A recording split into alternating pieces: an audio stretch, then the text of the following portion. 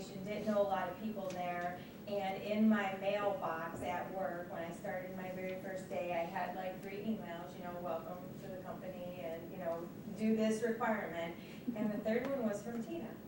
And I was, who is this person?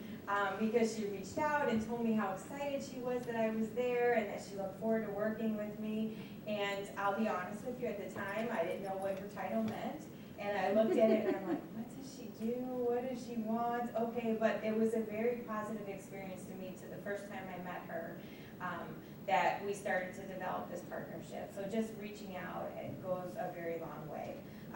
Some of the work you heard in our introductions and you see on the screen, but one of the things that I also have the pleasure of doing in my role is generating what we're calling a transition into a narrative culture at West Bloomfield Hospital. And this is part of our culture journey, so as we go through our presentation today, you will have a chance to experience that with us as well and kind of see that through some of our interactions.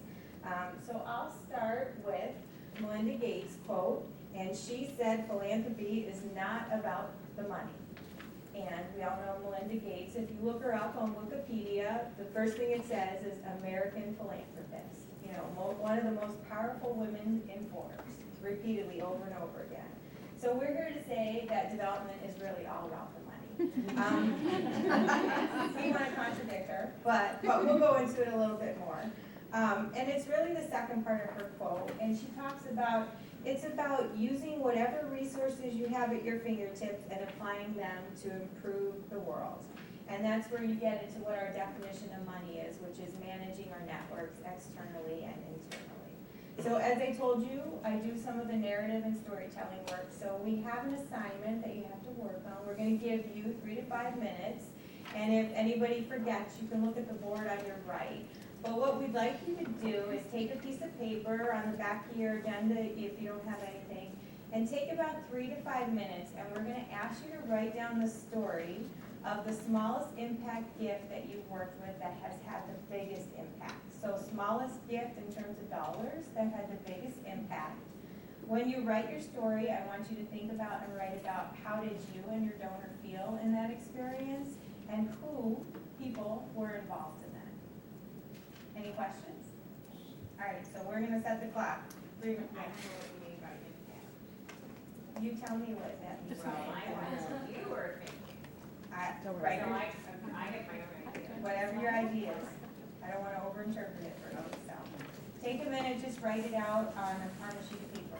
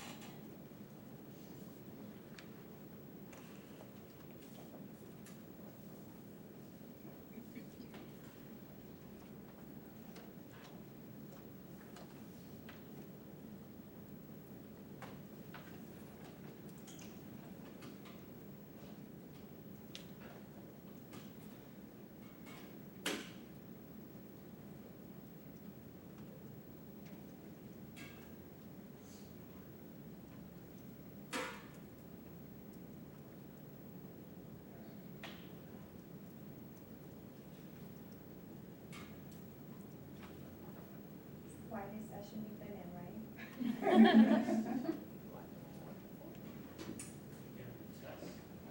We have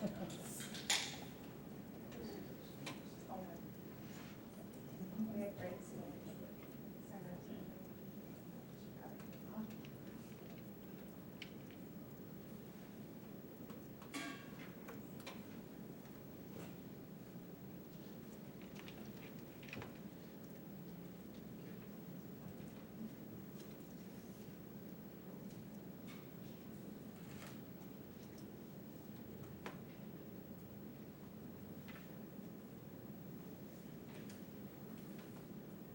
So I see most of the pens are done, so if you're still writing, just take one more minute.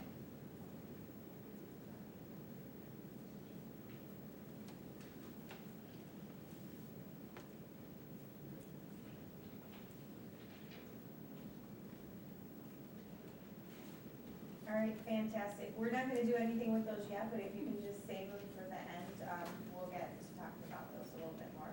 So now we're gonna go through the learning objectives, in this section.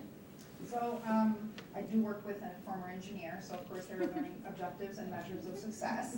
But I guess to frame it a little bit, so earlier we shared that the culture or our mission statement at Henry Ford West Bloomfield Hospital and the overall development office of Henry Ford is to create a culture of giving, gratitude, and engagement to transform the community that we serve.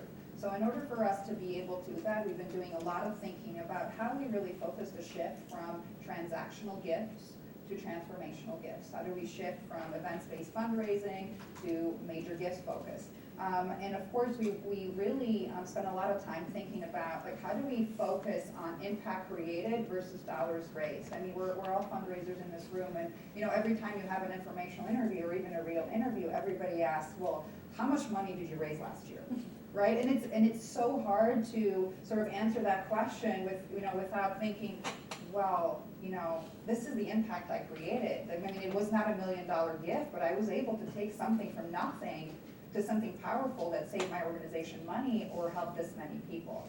So one of my former interns gave me this canvas that she did herself, and it's the Gandhi quote, you know, be the change you seek to wish in the world. So now, you know, as I have my conversations with donors, I used to, you know, ask the passion question, what would you like to accomplish with your money that's meaningful to you? And now I'm shifting it to, what change do you wish to see in the world? You know, so the focus really then becomes to highlight what, once again, our friend Ray was saying, how can we really start thinking about, you know, benevolence and, you know, taking it to the very next level where everyone feels that joy from their giving. So our focus at the end of the day, we don't want to, you know, highlight our organization, but we really want to be donor-centric and helping donors live out their passions and goals through our organization. And I think that becomes hugely important, and it's part of, you know, who we are and how we've been able to build a lot of trust so that we can have those really meaningful conversations where people really get to share their stories with us so that we can take it to the next step. Great. So our first learning objective is identify the 4 Ps, and we'll go through those with you, and it's also in the handouts if you receive those.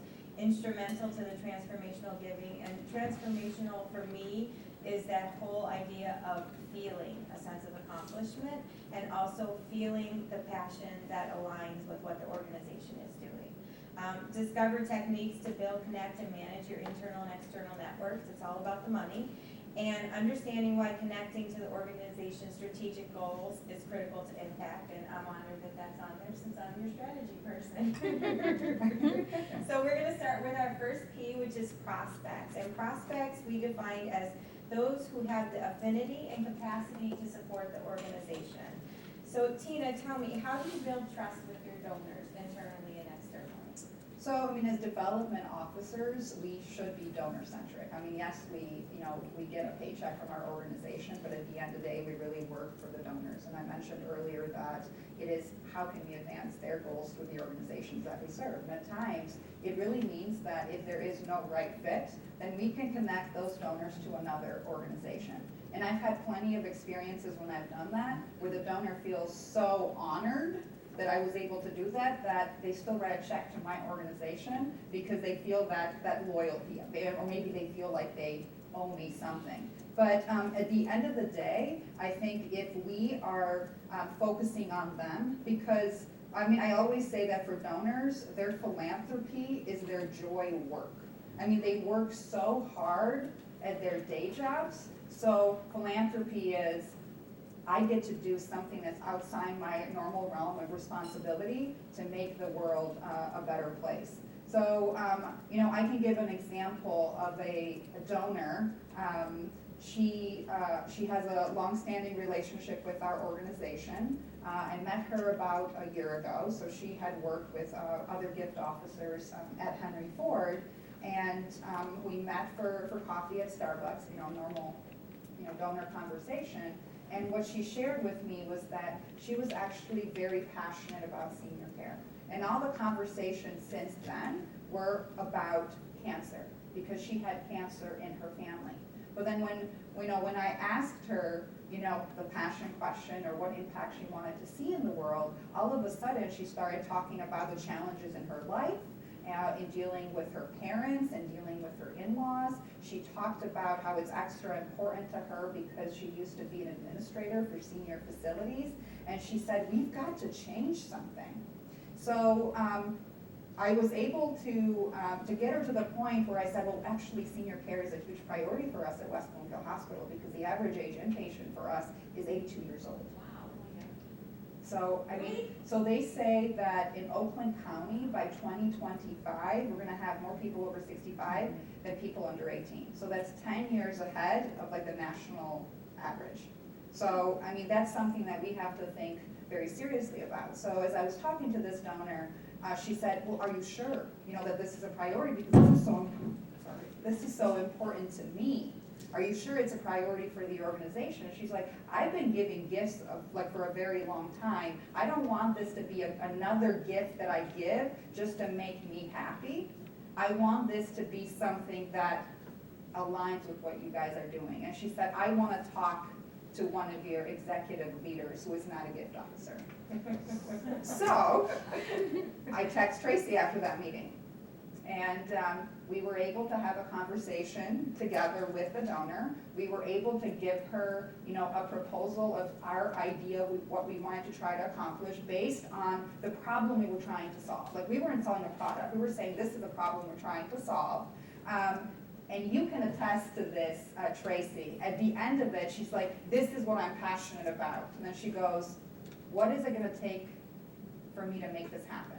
Because I always say, I don't ask people for money. I mean, normal introduction, oh, you're a fundraiser, you ask people for money. That's not what I say about myself. I believe that I give people an opportunity to make a difference. And so it was great to have a non-fundraiser be able to experience it. And that was, it was awesome for me to be part of that discussion, because I'm also very proud of all the work I do in strategic planning. So I had the chance to actually pull out the strategy map for the hospital and say, hey, look, really, this is super important to us. We outlined this. This was something that our executive team worked on last year and identified as a high priority for us. And it was a great conversation for me, because she asked, like, what's the plan? What's the timeline? How will I know this is working? And she said, I hope you don't mind, but I want to be involved because I have so much passion for this. And I said, absolutely not. Like, this is fantastic. So it was a great way. And I think some of the things that Tina illustrated were how she has taken her prospects and built trust with them internally with our team, because she exposed them to other people in the organization. So it wasn't just a single conversation between development and the donor, but we started to pull in some other internal resources, which was a lot of fun. You talked about listening. I think one of the things that we heard from Ray this morning was about how people are scared to talk about money. But we also know, and we've heard many times, that money is a very personal thing. So kind of diving into that, what is your passion piece, is very important. Talk to me a little bit about how do you take care of our donors and any staff referrals to donors.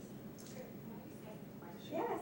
So when that donor asked to be engaged in the program, can you be more specific about what that engagement looked like? Did you design the program, or did she want to be engaged in the execution? She wanted to be engaged in the entire process, and she said to me, I don't need to tell you how to do it. It is absolutely your job to figure out how to do it. But if I can be a fly on the wall, if I can ask questions, if I can just share what my thoughts are, I would love to do that. And so we actually talked about the fact that we had benchmarked another hospital through a program we participate in Florida. And she said, well, then let's all go there and visit them. So And did you do that? we have that planned. So when you presented the problem and engaged her and identified your solution, and you asked her for a specific amount of money, did she write that check? Just yes or no? So she, Because sometimes, I just had this happen where somebody asked me how much you need, and I threw out the number and they wrote the check so easily, I'm like, she's gonna double that. so where we are with her is that she had to travel, and she said, well, we will reconnect in June. Okay. She also wanted to do some research on what other competing hospitals are doing. So she's really engaged. Right. So, I mean, she said in both of our present, this is something I'm actually passionate about. Congratulations, that's fantastic. And I think to highlight some of the work that we've done for senior care, I mean, we had an intern from Cornell last year where we got to interview a lot of seniors as they were walking in at Henry Ford West Bloomfield Hospital. We were able to collaborate with, I just blanked on the acronym, with a group of engaged Society of Active Retirees, and to ask them what are their thoughts around senior care, what problems were they facing. So the proposal that we have, when we shared it with her, I mean, it wasn't just this would be a great Band-Aid or great solution, which in many cases is like Band-Aid, but this is what we hear from the community. Based on this is what we're thinking, because I think we pride ourselves on being very innovative at West Bloomfield, where we get to test, a lot of the ideas before they become system-wide. So it was very organic. Focus group. Exactly. That's really good. And then this way, like SOAR, they're becoming ambassadors for us and for this program because they feel like they're a part of it. So, I mean, I've had the former head of SOAR write a check for a senior care initiative. I've had him say, will you please go ahead, please meet with this person because this could be very beneficial to Henry Ford. So, I mean, at the end of the day, we go back to, it is about the relationship. Because if we don't have some of these relationships, we will miss out on what's going on in the community. And it will be to a detriment to our organization, but overall to the community overall. So. Thank you for your question. So tell me about how do you take care of the donors and staff referrals? So donors, like I said, I work on behalf of the donors. I do the listening. With the donors, it becomes really powerful to just do a lot of follow-up and a lot of follow-through.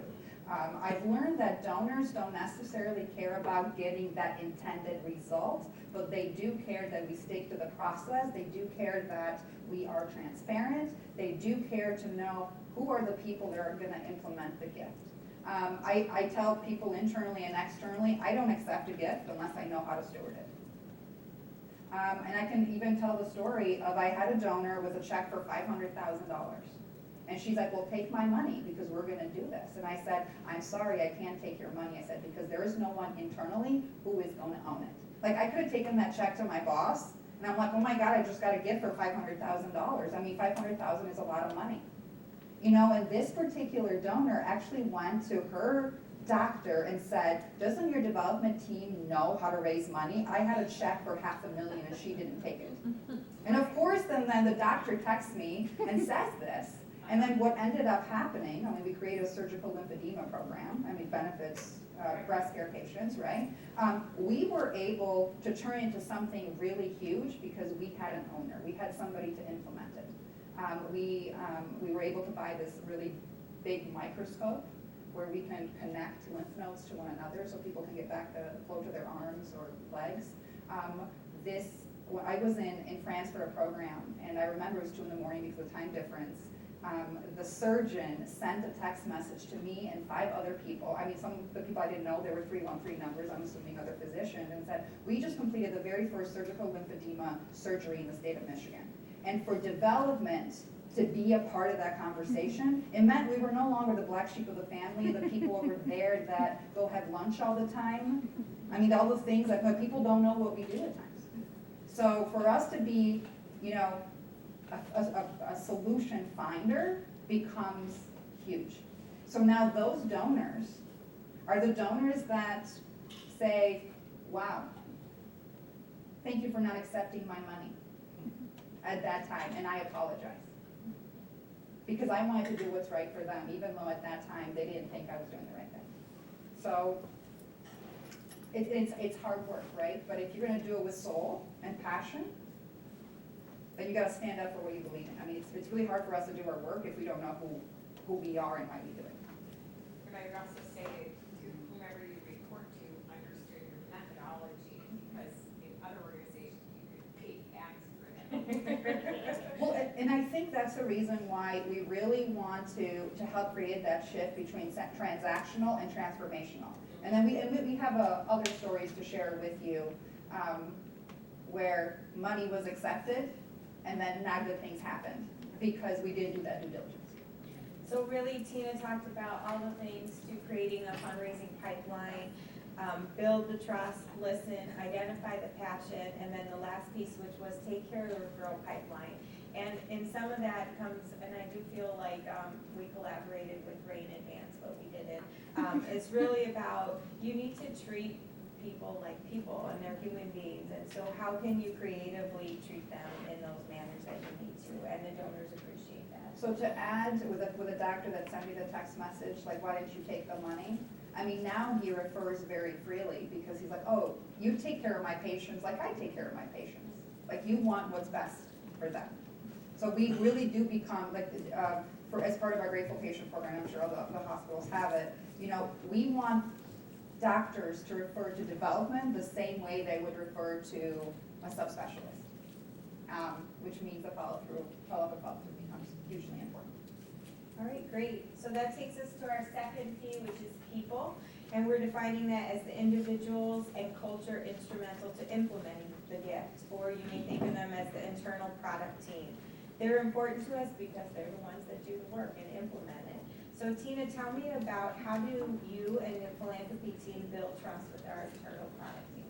So I'd like to start by telling the story that when I first started at Henry Ford West Bloomfield Hospital, I would go to huddles and I would introduce myself. Hi, I'm your development person. And then I think it was like my second day, somebody comes to my office and said, I need a sponsorship for my church choir. Can I have $500? Like I will never forget this. So I mean, there was that huge disconnect between, hey, I raise money. I don't give away money. I mean, that's what the marketing team, the sponsorship team does. So I knew from the very beginning that I had to start to create relationships internally. And I often say that 90% of our work, and that's my own number, 90% of our work is really internal. Because at the end of the day, you can go and you can sell a vision, and we're really good at selling visions, but if you don't have the people internally who can actually implement it, then how are you gonna steward the donor? How are you gonna tell the donor, well, this is the impact that has been created with your money? So I think, you know, building trust starts with listening. Building trust starts with being present. So I saw a quote, I think it was on LinkedIn, but it says you can't do culture change through emails and memos. It only happens through relationships, one conversation at a time. So I did spend a lot of time getting to know people and letting them know that I worked for them. You know, when people say, oh, who do you work for? And just sort of, I think they're assuming, like, who do you report to? I say, well, I have 2,000 people here at Henry Ford West Bloomfield Hospital, and I work for them. Because all of my ideas come from them. If I have a donor that says, well, I need to get an appointment with so-and-so, you know, I send a text message. You know, if people don't trust you, they're not gonna help you. You know, when we're in the business of how can we connect people, right? So, so those relationships become hugely important. So they are resources, they are partners, and being authentic, I think it's core to, you know, to making success happen. I mean, I can give some examples in terms of like the things that I've done to create that trust internally. When we have one of our employees who's sick in the hospital, you know, going and buying the flowers and saying, you know, like, I'm here for you and I care about you. Because at the end of the day, we all want to be heard. We all want to be accepted.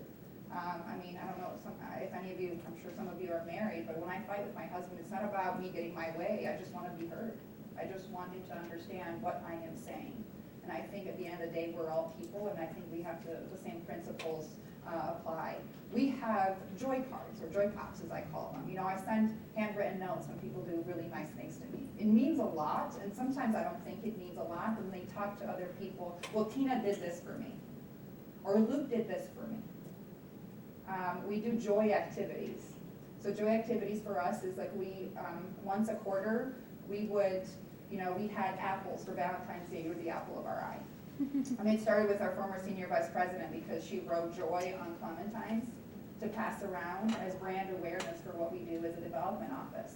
I mean, we had some of our donors who own car washes, so everybody at the hospital got free car washes, you know, the best, the $15 one. And then what happened is a lot of people then would stop us on Main Street and say, oh, you're that joy girl, tell me what you do again. So all we really wanted, like, you know, in terms of building that culture is for people to realize how we fit into the overall operation. And now, like 4 years later, we're at that point where people say, well, I really need to make this happen. Oh, I need to call Tina and Luke. You know, we wanted development to be top of mind. We didn't want decisions to be made without us. You know, like I was gone on vacation and people were like, well, where have you been? Because I have to solve this problem and I need $10,000 in order to make this happen and I can't find money anywhere. It's nice to be wanted. So that's what I wanted for the development office. So a couple of key things that she talked about were becoming part of the network. Becoming part of your internal network. So she talked about attending huddle. That goes a long way. Luke, who works for Tina, now attends our daily safety huddle. First time ever I've seen someone from the development office in the safety huddle every day. We talk about all kinds of hospital-acquired infections, what are our risks, what are we dealing with for the day. But he's in there, he's soaking in all that information so that when he can sit down with the donor, he knows the pulse of what's going on, he knows the challenges. It is a 15-minute huddle every day, a tiny, tiny piece of his day, but it makes such a big impact. And it puts his face out there to that point that everybody knows who he is. Just very similar to everyone knows you're the joy girl. Yeah. So there are pieces of that that go a long way. Following up and following through, being an active resource, and then one of the most important pieces are that gift officers are the connectors to the network. So when you have your internal team, the person that connects them to our donors are our gift officers. And we have actually at West Bloomfield leveraged the fact that our development office is so phenomenal at networking that we've actually brought them in very strategically to help train our staff on how to network, which is a different approach to actually leveraging your development team, but it is wonderful. So they come in and they will teach us, here's how you network, here's how you connect people. Is there an opportunity to connect this person to this person? How do you have good conversations? And all of this has helped enhance our culture. So realizing that they are more of a resource than just for money and donations, but they are truly the people that know how to weave and connect all the people that need to make things get done. We've seen it over and over again in terms of all the work that we've done. And there are even specific people that have gone through our leadership programs that say, this is wonderful, I never would have even thought I could do this. And they get out there to start networking, which is gonna just enhance our culture long term. Our third P is process, which of course I love as the engineer, but the way the gift supports the donor's interest and is implemented. So tell me, Tina, how does a gift have a successful journey? So, I mean, we start with the donor, like what does the donor want to accomplish with his or her money? And what vision do they have, right? And then now we have to go back to the organization and say, well, can we really implement this? You know, and does it really advance strategic priorities of the hospital? So I would like to share a story. So my second week at Henry Ford, I was asked to meet with a particular donor, so it was me and the chief medical officer. So I go into the record and I try to get as much information as possible about this particular donor, what gift has she made, what impact has the gift had. So I learned that this donor committed $1 million. It was $500,000, over a period of 10 years, so $50,000 a year, and then $500,000 planned gift. So it was year 7 when I started. and I saw that none of the money was used. Okay. So then, Dr. Chu and I, had to have a conversation with the donor. And then you can apologize, as much as you want. You can So say, really, some of the money was used, right, so at that time? yeah. So, no money was used. But, we do I guess in healthcare, we do a lot of recognition. So go ahead, put up the sign. So I did see that on the third floor, we did have this recognition plaque. But the money was not used. There was $350,000 into the account. So that Dr. Chu and I had to have a conversation about, how we were going to talk to this donor. So, the donor is a very savvy woman. We went in, we both introduced ourselves as very new employees to 94 West Bloomfield, which was true. And we said, please let us know what you would like to accomplish with your gift going forward. Because we want to do right by you going forward. So she shared with us what her vision was at the time. And then she shared with us that she really wanted to provide multidisciplinary care for seniors in neurosurgery. So after the conversation with her, Dr. Chu and I were like, oh my gosh, like what are we gonna do? And she talked to our colleagues downtown in neurosurgery, and we learned that one of their big goals was to have a nurse navigator for spine. So I reached out to the donor, I said this would be like super transformational. We believe that it would help, it would make patients really happy. And at the same time, we really think that patients will not fall through the cracks, which was a huge priority. So she said, yes, go ahead and do that. So we did that, and then by the end of the second year, what we learned was that this particular individual, the nurse navigator, we were able to make an extra $280,000 a year and still cover her costs. So this gift then became truly like a philanthropic investment. Let's test a new idea and see what impact it could have in terms of how we deliver care. So we got in neurosurgery at West Bloomfield, we have 99th percentile patient satisfaction scores. We were able to make money, and then this particular donor hosted an event at her house in Florida, so she was able to share with Wright Lassiter, who's our CEO, and she was like so excited because her gift was having this huge impact. And then her husband, who was not involved in these conversations, he goes, what do you mean my gift made money? And I was like, oh my God, what is he gonna say? Because I had never met him before. And he goes, I would never invest money unless it made money, or unless it had some form of impact. So it was that, perfect scenario where we were able to save the gift, if you wanna call it save the gift. But what we learned from this is that you have to make the right ask. I mean, senior multidisciplinary clinics. Can you do that with $1 million? Right? So what did we promise the donor? And then who was the person in charge, right? I go back to that $500,000 check. Who was gonna own this? And then did we ask the question, well, how do you steward this gift? Even before you accept that money.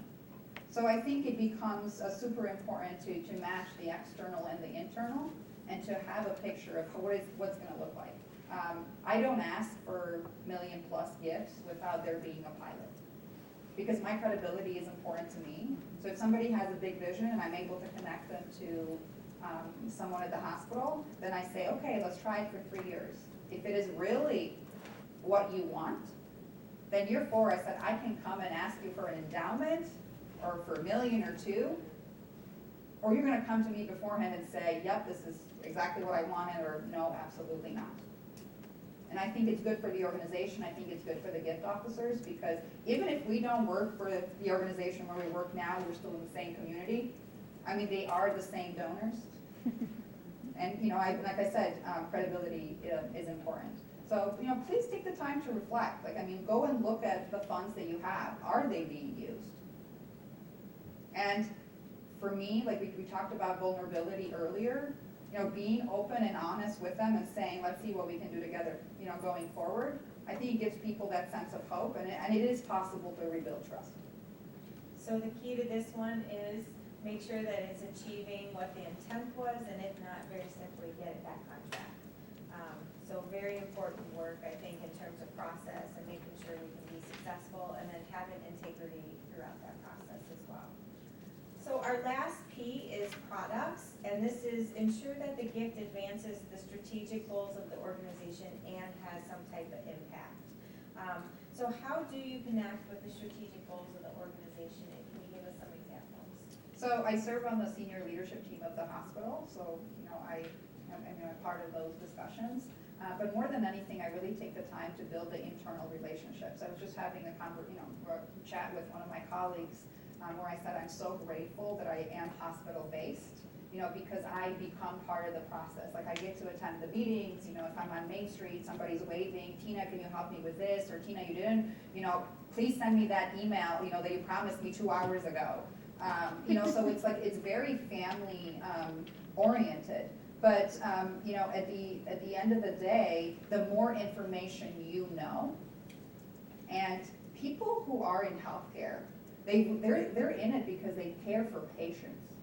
I mean, that's really the core purpose. And I mean, I can tell the story of the hand washing thing. They did a research at the University of Toronto, and they had, in terms of how can we increase hand washing, right? And so they had 3 groups. One was wash your hands because it keeps you safe. The other group was wash your hands because it keeps your patients safe. And the third group was, I think, gel in, gel out. Which group do you guys think had the? 2. What? 1? How many people vote for 1? Go for keep yourself safe. Yeah. For 2, keep your patients. Yeah, exactly. I mean, at the end of the day, we're all connected to our purposes. So I think spending time with people internally and saying, if money wasn't an issue, what would you like to accomplish for your team? Where can you take it to the next level? And then I would go to Tracy and be like, hey, this person in this group has this idea. And I might have a donor who's really interested in the same thing. And at the end of the day, it's also what you said about we are that connector between ideas.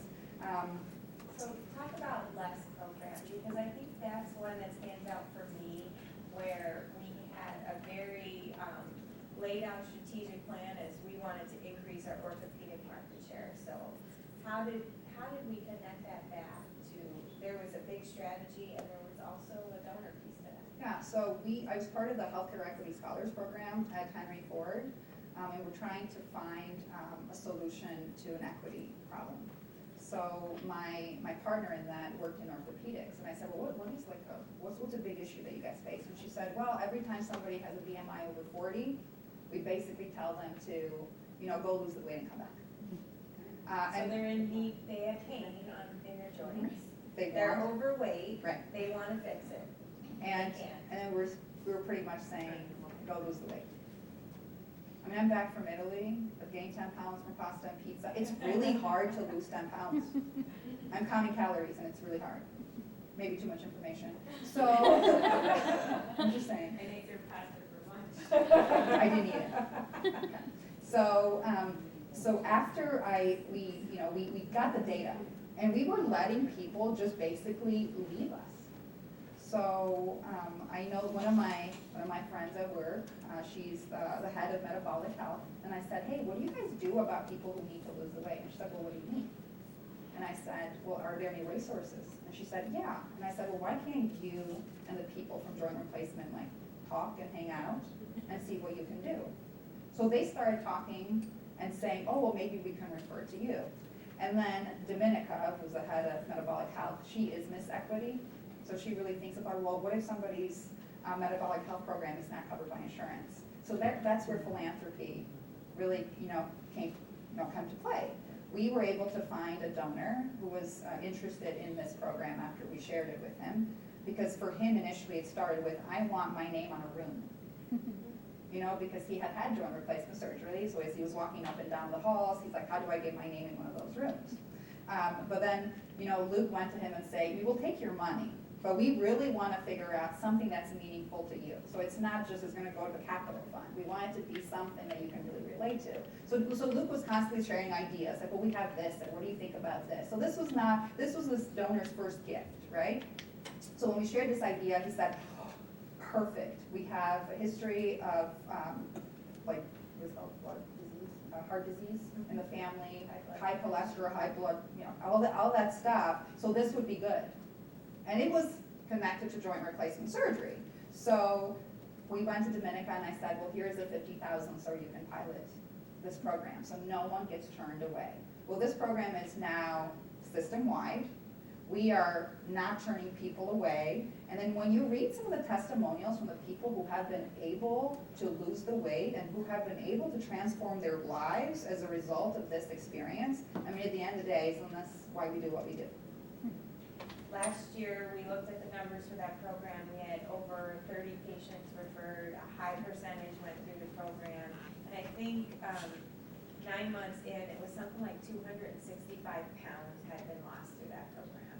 And I think 11 actually had completed their surgery by that point. So talk about a win-win in terms of making an impact on a person's life. You not only help them improve their lifestyle, you improve their pain, they were able to get the surgery that they so badly needed and could sustain it, because there's nothing worse than having joint replacement surgery and not being able to have that joint survive over time because there's too much weight on it, which is part of the risk of why they turn people away the first time. So that was a very impactful story. Can maybe I can share some other stories. Like one of my favorites is we had one of our directors call me saying, we have an employee who's been with the system for I think 25 or 30 years. She's been diagnosed with cancer, and because she didn't get the high coverage insurance, she couldn't afford her cancer drugs. So I said, oh my gosh, well let's find a way to make that happen. We were able to access the patient medical needs funds. Our pharmacist was able to get a discounted rate for the medications. And we, because this woman had said, I guess I'm going to die then because I can't afford my medication. So I think it was, I don't know, 3, 4, 5 months later, I have a one-on-one meeting with our CEO, and it was on Main Street. So she waves me over as I was going to meet with her, and there was this woman sitting with her. And I said, hi, my name is Sula. And she goes, I know exactly who you are. So as development officers, we remember faces or we remember names, right? And I'm like, I don't know her. So how does she know me? And then, so she gets up, gives me a hug, and I'm kind of like, what is going on? And she goes, you were the person that found money for my friend so she can get her cancer medication. I mean, it doesn't work full circle, like that in, 4, 5, 6 months. But it was so powerful to see that what we do truly does have impact. So once again, products are not necessarily the, hey, we have this campaign and we need $100 million. Products could be something as simple as we need to take care of our coworker. And we spend a lot of time thinking about that, especially in healthcare. If you take care of your people will take care of the patients. And so our previous CEO was all about that. She said, we have a lot of people who make $12, $13, $14, $15 an hour. I mean, if they have $2,500 of car repair, some of them can't get to work. So because of our CEO and because one of our board members were so invested in our people, we created a random act of kindness fund. So when people have emergency needs like that, we would be able to take care of them as opposed to having them stress and not be fully present at work. So ideas come up like that. And then my last example is with this virtual reality technology called Echo AR. It was a connection that was made just because we talk to people. But this is a virtual reality technology that simulates dementia. So I mentioned earlier average age of the hospital. So with this technology, we can teach empathy, like how to work with seniors. So we were able to do a $5,000 pilot. I mean, people were leaving the experience in tears. So we're trying to raise support so that we can have all the people that work at West Bloomfield and Henry Ford Health System as a whole, but also caretakers, families. One thing I remember is one particular son was saying his mom was afraid to go to the restroom. And then when you put this thing on, it's all white. So you're like very disoriented. So it gives people a way to fully understand. One of the nurses that I work pretty closely with told me when she does a care experience now, so kind of patient complaint world and making sure everybody's satisfied. But when she was a frontline nurse, she said, I would get so frustrated with my patients that I'd give them their pills and sit there in their hand and they'd be doing this with them. And she actually described the motion, and she said, it was so frustrating to me, like, I gave you the pills, I told you what they were, I explained them, and she worked through it as being the good nurse that she was, but she said, I just remember, being in those situations and being frustrated. And she said when she went through this experience that it all clicked for her, because someone gave her pills in the experience, and she went and she was not actually able to pick them up. She couldn't see them exactly.